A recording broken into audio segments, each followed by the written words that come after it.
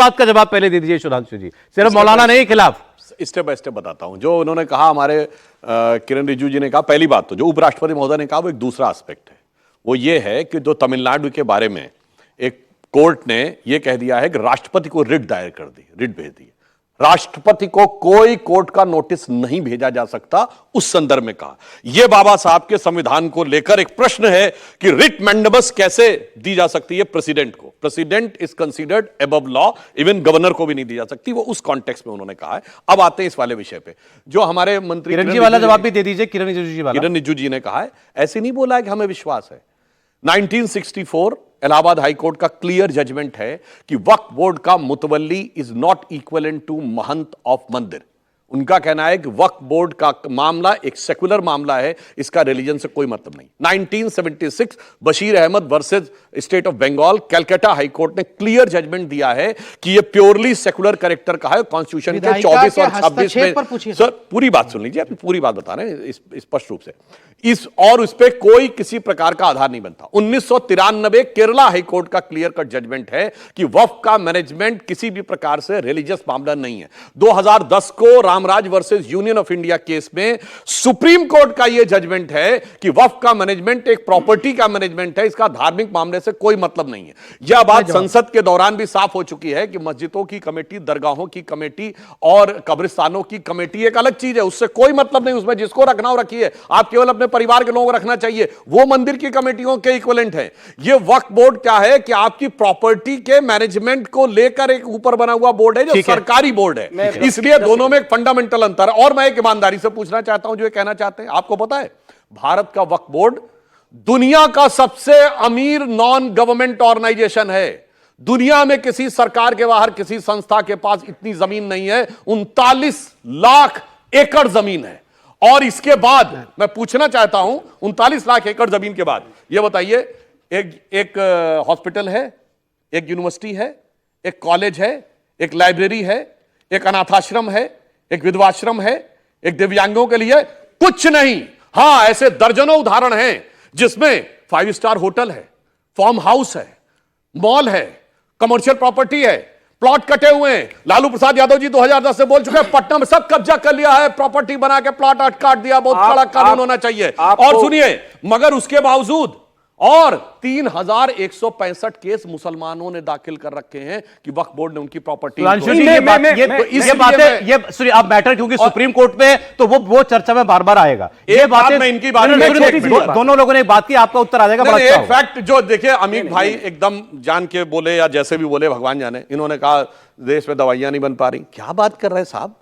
Pharmaceutical में हम $8 billion का एक्सपोर्ट करते हैं अमेरिका को, और अमेरिका ने कोविड में लोग मारे जा रहे हैं, जो आप इंजेक्शन लगाए पूरे देश में, हार्ट अटैक से लोग मारे जा रहे हैं। ये आपने कोविड बनाया था, कोविड में जो आपने वैक्सीन बनाई, जी सुन के चंदा लिया आपने चंदा लिया उनसे, दवाई बनाते हैं आप। सर सुन के बोलिए। एक गंभीर बात बताना चाहता हूं, सिर्फ भारत नहीं, पूरे इस्लामिक जगत के लिए किस ढंग से मुसलमानों को फंसा के रखा गया। 57 मुस्लिम देशों में, एक बताइए इसमें कोविड वैक्सीन का पहले स्टेज का भी ट्रायल हुआ हो, जबकि 1 दर्जन ऐसे जहां पैसा बरस रहा है, जहां बरस रहा है पैसा, पेट्रो डॉलर, और उसके बाद कोविड का एक वैक्सीन नहीं बन पाया। और भारत में भी केवल एक ही साइंटिस्ट पैदा हुआ, डॉक्टर एपीजे अब्दुल कलाम, जिसे हमने बनाया राष्ट्रपति, और ये सब खिलाफ कोविड में ये किसके साथ खड़े होते हैं? अच्छा ठीक है सर, मैं वापस चर्चा को ला रहा हूं। मैं आप सुनिए, आपका सवाल पूछ रहा हूं, मैं आपका सवाल, सर ऐसे नहीं बात जवाब देना है। अमित भाई, अमित जी आप प्लीज बोल लीजिएगा, आपका सवाल था वो दोहरा रहा हूं, निवेदन करता हूं। प्लीज प्लीज प्लीज प्लीज मेरी बात मान लीजिए, आप बोलिएगा, कोई नहीं रोकूंगा। दोनों का सवाल था, इसका जवाब दीजिए आप। उन्होंने कहा आप सुप्रीम कोर्ट को क्या धमकाना चाहते हैं या दबाना चाहते हैं। किरण रिजिजू जी का स्टेटमेंट पहले आया, मुझे नहीं लगता कि इस मामले में, वक्त के मामले में सुप्रीम कोर्ट दखल देगा। ये सुनवाई से पहले की बात है। सुनवाई के बाद उनका स्टेटमेंट आया कि रेखाएं बड़ी क्लियर हैं, वो कहां तक, वो क्या काम करेंगे, हम क्या काम करेंगे, इसलिए ना वो कार्यपालिका के क्षेत्र में दखल दे। अगर हम न्यायपालिका के बारे में कहने लगे तो वो भी ठीक नहीं होगा। क्यों कहना पड़ रहा है ये? देखिए, बहुत साफ बता रहे हैं, हमने आधा दर्जन उदाहरण दे दिए, 12-13 जजमेंट हैं।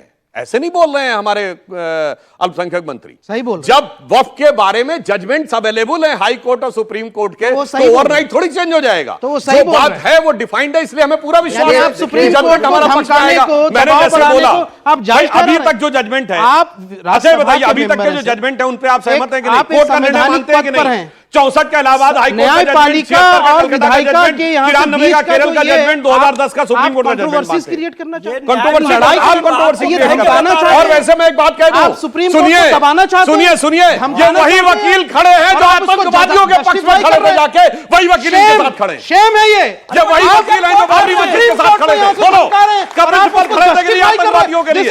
आज आपके साथ लीजिए। अगर हमारी पार्टी का कोई लीडर अरे वो ऐसा डिसीजन कहता, कोर्ट किसी का, और सुप्रीम पार्टी का कोर्ट लीडर का। कहता तो हाई ऐसे कोर्ट लोगों का को डिसीजन देशद्रोही कोर्ट का कहा डिसीजन जाता कर रहे है। हैं। अरे क्या बात करते हैं? हाई कोर्ट का डिसीजन बता रहे हैं, सुप्रीम कोर्ट का डिसीजन Anybody else? हवा हवाई बात कोई भी डिसीजन हो। कहा कि भैया वक्फ बोर्ड एक अरे आप नहीं धर्मनिरपेक्ष जानते, बॉडी है। आप अरे क्या नहीं जानते? शोएब बोलिए, शोएब बोलिए, मैं बात शोएब बताऊं। बोलिए। किरण कोटेशन करना कोई केस सुने किरण रिजिजू साहब का स्टेटमेंट किसी हाई कोर्ट के पूर्व में किए गए किसी निर्णय या किसी टिप्पणी के वही बुनियाद तो पर बोल नहीं रहे हैं, था। हमें विश्वास है, किरण समझ नहीं रिजिजू आ रहा। साहब का स्टेटमेंट वक्त अब के सर ऊपर इतनी आइक्यू स्पेसिफिक नहीं है, था। क्या करें भाई? फिर आदमी इस समझ में नहीं सुनवाई आ रहा से है कि पहले क्या भी जजमेंट सुनवाई के बाद भी जब एक केंद्र सरकार के मंत्री का स्टेटमेंट इसी बिल के अराउंड इसी कानून के इर्द गिर्द और सुप्रीम कोर्ट की सुनवाई से पहले और बाद में आ रहा है तो आप उसको पुराने हाई कोर्ट के जजमेंट की बुनियाद पर कैसे जस्टिफाई कर सकते हैं? यह सवाल पूछा जाना चाहिए बिल्कुल। और गलत लेकिन शोएब एक बात बताइए, इनकी सरकार ने तो खुद अंडरटेकिंग दी है ना कि आपने कहा स्टेटस को हम मान लेते मंत्री हैं। जी बयानबाजी क्यों कर रहे हैं? सुप्रीम कोर्ट के खिलाफ अरे क्यों बोल रहे भाई, हैं? आपको तो बयानबाजी कम नहीं, से वो कम कह रहे हैं, कहना हमें चाहिए इस विश्वास पर। है।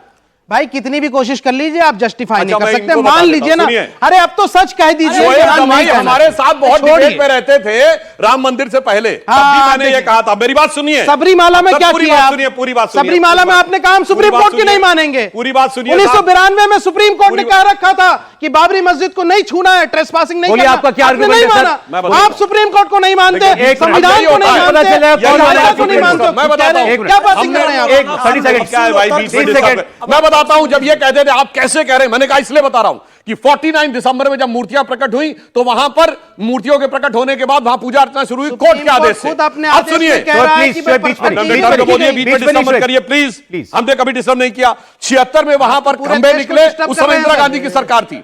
आप जिस पूरे समय देश को 2 डिस्टर्ब फरवरी कर रहे हैं। 1986 को ताला खुला कोर्ट के आदेश से, 9 नवंबर 1989 को वहां शिला पूजन हुआ कोर्ट के आदेश से, ढांचा गिरने के बाद मेकशिफ्ट टेंपल में पूजा शुरू हुई दिसंबर 92 में कोर्ट के आदेश से, फिर 1902 वहां जो लोग चढ़े थे, क्या कोर्ट के आदेश से चढ़े थे? बोलिए, मैं कोर्ट वहां जो लोग चढ़े थे, 30 क्या सेकंड कोर्ट के दीजिए, आदेश से आप चढ़े? जवाब दीजिए। क्या बदतमीजी है ये? आप 30 सेकंड में जवाब दे दीजिएगा शोएब। आप अपने टर्म में बोलिए, प्लीज। दर्शकों के साथ न्याय होगा। 30 सेकंड आप भी बोलिएगा ना। वहां आप भी पे बोलिए। शिला मानिए पूजन हुआ ना। कोर्ट के आदेश से। 30 सितंबर 2010 को हाई कोर्ट का जजमेंट था जिसने केंद्रीय गुंबद कोई राम जन्मभूमि को दिया। justification नहीं हो मैं सकती। 7 जजमेंट कोर्ट करके कहता था इसलिए कोर्ट का पक्ष में आएगा। भाई याद कह रहा हूं, तब भी मानने को तैयार नहीं थे, अब भी मानने को तैयार नहीं, इसीलिए चलिए कहते बोलिए, हैं, अब बोलिए जो शोएब। समझना न चाहे उसे नहीं वक्त पर समझाया जा सकता। अभी तो